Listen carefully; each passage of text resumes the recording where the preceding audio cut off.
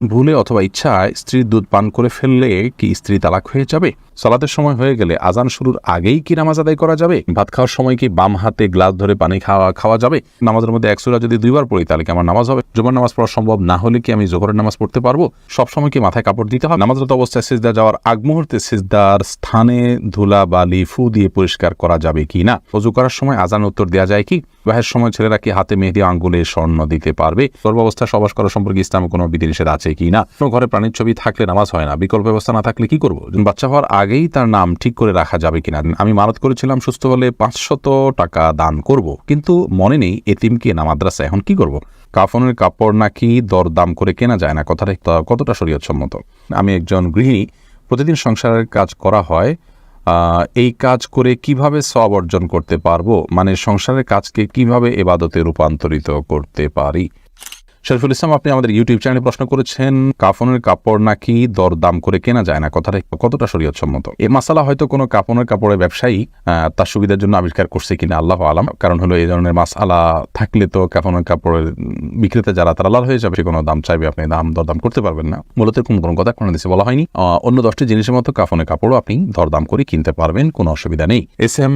রেজওয়ানুল খান, আপনি লিখেছেন উভয় পক্ষের বাবা মা বেঁচে না থাকলে বিবাহের নিয়ম তরিকা কি হবে? অভিভাবক হিসাবে বড় ভাই আছেন, বড় ভাই না থাকলে চাচা আছেন, পরবর্তী যে স্টেপের অভিভাবক আছেন সে সমস্ত অভিভাবকদের মাধ্যমে বিবাহ অ্যারেঞ্জ করবেন। এরপরে সুমাইয়া আক্তার সুমা, আপনি লিখেছেন কোনো ঘরে প্রাণীর ছবি থাকলে নামাজ হয় না, বিকল্প ব্যবস্থা না থাকলে কি করব? যদি বিকল্প ব্যবস্থা না থাকে তাহলে সেক্ষেত্রে প্রাণীর ছবিকে ডেকে নামাজ পড়বে। আর নামাজ হয় না বিষয়টা সেরকম না, ওই জায়গায় নামাজ পড়লে মাকরুহ হবে। বিশেষ করে যদি আপনার সলাতে সিজদার জায়গায় থাকে, সামনে থাকে, তাহলে সেক্ষেত্রে সেটা তো দৃশ্যত তাকে সিজদা করছেন এরকম আপনার মনেও আসতে পারে, বা দেখলে সেরকম দেখা যেতে পারে। এই জন্য একটু সরিয়ে নেবেন বা উপর করে রাখবেন।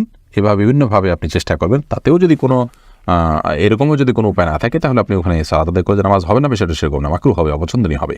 এবার কথা, আপনি ইউটিউব থেকে লিখেছেন আমি একজন গৃহিণী, প্রতিদিন সংসারের অনেক কাজ করা হয়, এই কাজ করে কিভাবে সওয়াব অর্জন করতে পারবো? মানে সংসারের কাজকে কিভাবে ইবাদতে রূপান্তরিত করতে পারি? দেখুন, একজন গৃহিণী তার সাংসারিক কাজকে ইবাদতে রূপান্তর করবার জন্য তার প্রথম কাজ হলো প্রত্যেকের হক যথাযথভাবে আদায় করা, সন্তানকে সঠিকভাবে লালন পালন করা, আল্লাহর সঙ্গে পরিচিত করানো, আল্লাহর নির্দেশে পরিচালনা করা, তাদেরকে সালাতে শিক্ষা দেওয়া, ইসলামী ভাবধারা শিক্ষা দেওয়া, স্বামীকে তার হকগুলো আদায় করা। নবী সাল্লাল্লাহু আলাইহি ওয়াসাল্লাম বলেছেন ওই মহিলা সবচেয়ে ভালো, শ্রেষ্ঠ, উত্তম, যাকে দেখে তার স্বামী সন্তুষ্ট থাকেন, দেখলে তার ভালো লাগে। এভাবে তিনি চলাফেরা করেন। অনেক হাদিসে আসছে নবী সাল্লাল্লাহু আলাইহি ওয়াসাল্লাম বলেছেন ইযা সাল্লাতিল মারআতু খামসাহা ওয়া সামাত শাহরাহা ওয়া আতাআত বা'লাহা ওয়া হাফিজাত ফারজাহা, যে মহিলা 5 ওয়াক্ত সালাত আদায় করেন এবং সিয়াম পালন করেন, তার স্বামীর আনুগত্য করেন, লজ্জাস্থান হেফাজত করেন, সে জান্নাতের যে কোনো দরজা দিয়ে প্রবেশ করতে পারবে।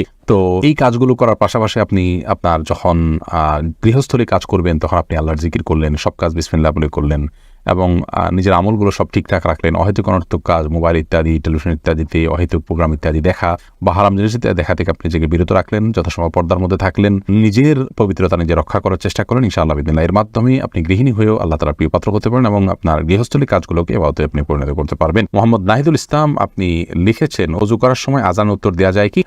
ওযু করার ফাঁকে ফাঁকে আপনি যদি পানি অপচয় করা ছাড়া আজানের জবাব দিতে পারেন তো অবশ্যই দিতে পারেন। তবে মোহাম্মদ হাসান, আপনি লিখেছেন গর্ভাবস্থায় সহবাস করা সম্পর্কে ইসলামে কোনো বিধিনিষেধ আছে কি না? না, গর্ভাবস্থায় সহবাস করার পরে ইসলামের বিধিনিষেধ নাই।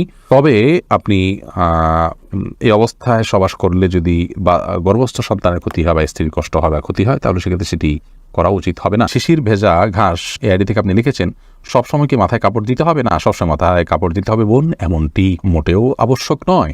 আপনি পরপুরুষের সামনে গেলে বা সে আপনাকে দেখে ফেলতে পারে এরকম হলে সেক্ষেত্রে মাথায় কাপড় না, শুধুমাত্র আপনি আপনার সৌন্দর্য ঢাকবেন, মাথার কাপড়কে আরো টেনে দিয়ে আপনার সৌন্দর্য এবং রূপ লাবণ্য এগুলোকে ঢেকে তার সামনে যাবেন। এর বাইরে আপনি আপনার বাসায় আপনার বাবা, ভাই, বোন বা মহিলারা, তারপর আপনার ছেলে, মাহরাম যারা আছেন তাদের সামনে আপনাকে মাথা সবসময় ঢেকে রাখতে হবে কাপড় দিয়ে, এমনটা আবশ্যক নয়। তবে হ্যাঁ, আপনি ফিতনার এই যুগে নিজেকে যথাসম্ভব সেফে রাখার জন্য আপনি অন্য পুরুষদের সামনে, অর্থাৎ বাসার মাহরম পুরুষদের সামনে, ধরুন শ্বশুর আছেন, আপনার বড় ভাই আছেন, বড় সন্তান, ছেলে সন্তান আছেন, তাদের সামনে মাথায় কাপড় টাপড় দিয়ে থাকতে পারলে ভালো। কিন্তু মাথায় কাপড় দিয়ে রাখতে হবে সব সময়, এটা পর্দার নির্দেশ এরকমটি কিন্তু নয়, নিজের পরিবারের সদস্যদের সামনে অর্থাৎ মাহরামদের সামনে। জয়নাল মুন্সি, আপনি লিখেছেন বিবাহের সময় ছেলেরা কি হাতে মেহেদি আঙ্গুলে স্বর্ণ দিতে পারবে? মেহেদি এটা নারীদের ভূষণ, নারীরা দিবে, বিশেষ করে হাতে পায়ে, চুলে বা দাড়িতে ছেলেরা দিতে পারে। নবী রাসূলুল্লাহ সাল্লাল্লাহু আলাইহি ওয়াসাল্লাম এক নারীর হাত দিয়ে কিছু দিচ্ছিলেন, তো তার হাতে মেহেদি ছিল না। নবী আলাইহিস সালাম বলেছেন যে এটা কি পুরুষের না মহিলার হাত? বলা হলো মহিলার হাত। তখন তিনি বললেন যে মহিলার হাত কেমন, যে মেহেদি নেই?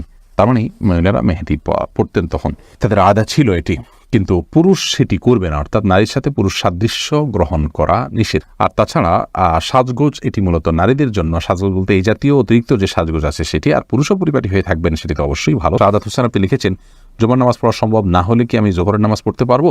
জুমার নামাজ পড়া সম্ভব না হলে, মিস হয়ে গেলে তো অবশ্যই জোহর নামাজ পড়বেন। মোহাম্মদ হাসান আলী, কিন্তু কেন মিস হলো? অবহেলার কারণে মিস হলো, সেটি গুনাহের কথা সামনে থেকে সাবধান হতে হবে। মোহাম্মদ রহমান আপনি লিখেছেন, ভাত খাওয়ার সময় কি বাম হাতে গ্লাস ধরে পানি খাওয়া যাবে? যাবে, বিশেষ করে বাম হাতে পানি নিয়ে ডান হাতে ঠেক দিয়ে অনেকে খান, অর্থাৎ দুই হাত দিয়েই খেলেন আর কি, এটা জায়েজ আছে, কিন্তু উত্তম হলো আপনি সরাসরি ডান হাত দিয়ে পান করা। কারণ নবী করিম সাল্লাল্লাহু আলাইহি ওয়াসাল্লাম এক কৃতদাসকে বাম হাতে খেতে দেখে বলেছেন, কুল বিয়ামিনিক, তুমি তোমার ডান হাতে খাও, অকুল বিমায়ালিক, এবং তোমার সামনে থেকে খাও। তো বাম হাতে পান করা এটা সুন্নাহর খেলাফ একটি কাজ, এটি করা উচিত নয়।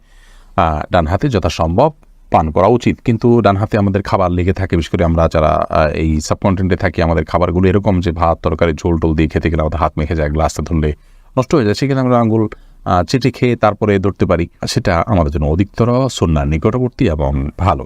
কিন্তু যদি কেউ বাম হাতে খেয়ে ডান হাত দিয়ে ঠেক দেন, তাহলে সেটাকেও আপনি আপনার ভুল বলবেন বা গুনাহ হয়েছে এরকম বলার কোনো সুযোগ নেই, সেটাও করা যেতে পারে। অনেক ওলামা ইকরাম সেই পরামর্শ দিয়ে থাকেন। মাহদি হাসান আপনি লিখেছেন, নামাজের মধ্যে এক সূরা যদি দুইবার পড়ি তাহলে কি আমার নামাজ হবে? কোনো অসুবিধা, নামাজ হয়ে যাবে। এক সূরা যে একাধিকবার পড়তে হবে, এক সূরা যে একবার বেশি পড়া যাবে না, এমন কোনো বাধ্যবাধকতা নেই। আমরা সূরা তারাবির সালাতে যে পড়ি, এক রাকাতে তো অনেক সূরাও পড়ি, তাই না? কোনো অসুবিধা নেই। জান্নাতুল ইমিন আপনি লিখেছেন, সালাতের সময় হয়ে গেলে আজান শুরুর আগেই কি নামাজ আদায় করা যাবে?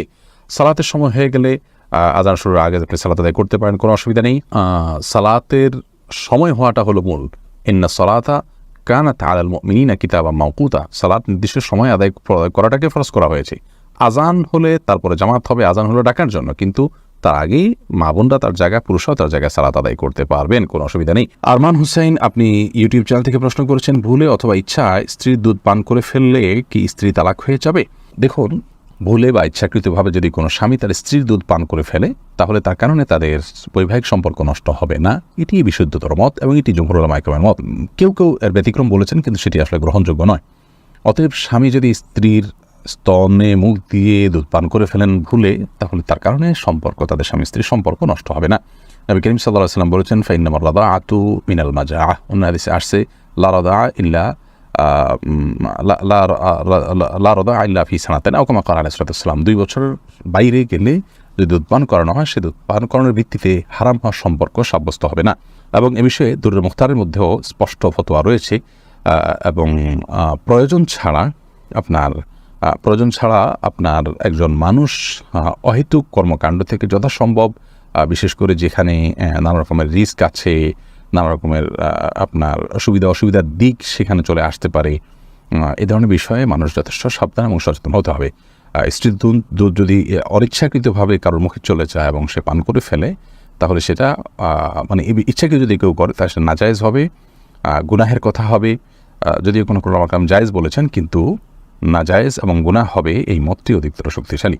সাবির আহমেদ আপনি আইডি থেকে লিখেছেন, মসজিদে না গিয়ে নিয়মিত নিজের ওয়াইফের সাথে ঘরে জামাতে নামাজ আদায় করা কি সঠিক হবে? মোটেও সঠিক হবে না ভাই সাব্বির। কারণ হলো, আমাদেরকে আল্লাহ রাব্বুল আলামিন যে দিন দিয়েছেন, এই দিনে 5 ওয়াক্ত সালাত হলো সবচেয়ে গুরুত্বপূর্ণ আমল। আর এই 5 ওয়াক্ত সালাত পুরুষদের জন্য মসজিদে গিয়ে সালাত আদায় করার নির্দেশনা আমাদেরকে দেওয়া হয়েছে। নবী সাল্লাল্লাহু আলাইহি ওয়াসাল্লাম বলেছেন, 3 ব্যক্তি যাদের ব্যাপারে আল্লাহ রাব্বুল আলামিন নিজে জাবির এবং জিম্মাদার হয়ে যান, তাদের মধ্যে এক ব্যক্তি হলেন ওই ব্যক্তি যে মসজিদে যাতায়াত করে সালাত আদায় করার জন্য।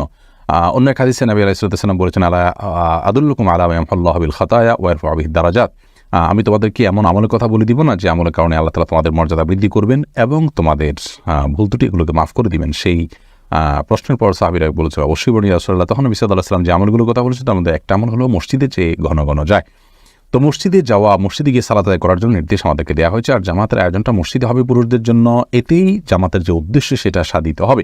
বাসায় আপনি যদি আপনার স্ত্রীকে নিয়ে জামাত নিয়মিত করেন, অথচ আপনার হাতের নাগালে আশেপাশে মসজিদ থাকে, তাহলে আপনার এই কাজটি উচিত হবে না, সঠিক হবে না। জামাতের সাথে সালাত আদায়ের যে নির্দেশ, সেই নির্দেশটা পালন হবে না। হ্যাঁ, আপনি জামাত আদায়ের সবটা পেলেন শুধুমাত্র। অবশ্য এ বিষয়ে রদ্দুল মুহতারের যে ফতোয়া রয়েছে, সে ফতোয়া যদি আমরা সামনে রাখি, তাহলে সেক্ষেত্রে দেখতে পাই যে যদি আপনার পরিবার পরিজনের সদস্য যারা আছেন তাদেরকে নিয়ে আপনি জামাতের আয়োজন করেন, ধরুন মসজিদ দূরে, আপনি আপনার বাসা বাড়িতে বা আপনার বিল্ডিংয়ে যারা আছে তাদেরকে নিয়ে আপনি সালাতের আয়োজন করলেন, জামাতের আয়োজন করলেন সবাইকে নিয়ে, তাহলে এটা মাকরু হবে না, কিন্তু সেক্ষেত্রেও মসজিদে জামাতের সাথে সালাত আদায় করাকে আফদল বলা হয়েছে রদ্দুল মুফতারি।